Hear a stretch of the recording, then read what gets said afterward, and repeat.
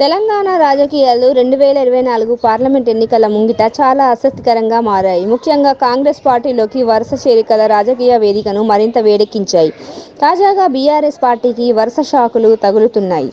తాజాగా Chevella MP Ranjith Reddy, Khairatabad MLA Danam Nagender కాంగ్రెస్లో చేరడం పార్టీకి బలాన్ని చేకూర్చింది. హైదరాబాద్లోని గాంధీభవన్ ఏఐసీసీ ఇన్ఛార్జ్ దీపాదాస్ మున్షి సమక్షంలో హస్తతీర్థం పుచ్చుకున్నారు. వారికి సీఎం రేవంత్ రెడ్డి కండువా కప్పి పార్టీలోకి ఆహ్వానించారు. ఈ సందర్భంగా సీఎం రెడ్డి మాట్లాడుతూ, ఇవాళ పొద్దునే గేట్లు ఓపెన్ చేశాము. ఇక బీఆర్ఎస్ ఖాళీ కావడం ఖాయమని అన్నారు. జరగనున్న పార్లమెంట్ ఎన్నికల్లో దానం నాగేందర్ సికింద్రాబాద్ పార్లమెంట్ నియోజకవర్గం నుండి పోటీ చేస్తారని ప్రచారం జరుగుతుంది. రంజిత్ రెడ్డి చేవెళ్ల పార్లమెంట్ నియోజకవర్గం నుంచి కాంగ్రెస్ పార్టీ ఎంపీ అభ్యర్థిగా పోటీ చేస్తున్నట్లు సమాచారం. తొలుత పట్నం సునీతారెడ్డికి ఈ సీట్ను ఇవ్వనున్నట్లు ప్రచారం జరిగింది. ఇప్పుడు రంజిత్ రెడ్డి చేరికతో ఆమెను మల్కాజిగిరి నుంచి పోటీ చేయాలని పార్టీ అధిష్టానం సూచించిందంట. వీరిద్దరూ కాంగ్రెస్లోకి చేరడంతో అటు ఖైరతాబాద్, ఇటు చేవెళ్ల నియోజకవర్గాల్లో బీఆర్ఎస్ పార్టీకి పెద్ద దెబ్బ తగిలింది.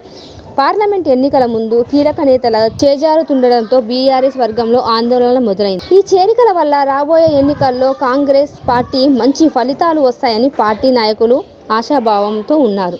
అదే సమయంలో ఈ చేరికల వల్ల పార్టీలో అంతర్గత కుమ్ములాటలు పెరిగే అవకాశం కూడా ఉందని రాజకీయ విశ్లేషకులు అభిప్రాయపడుతున్నారు.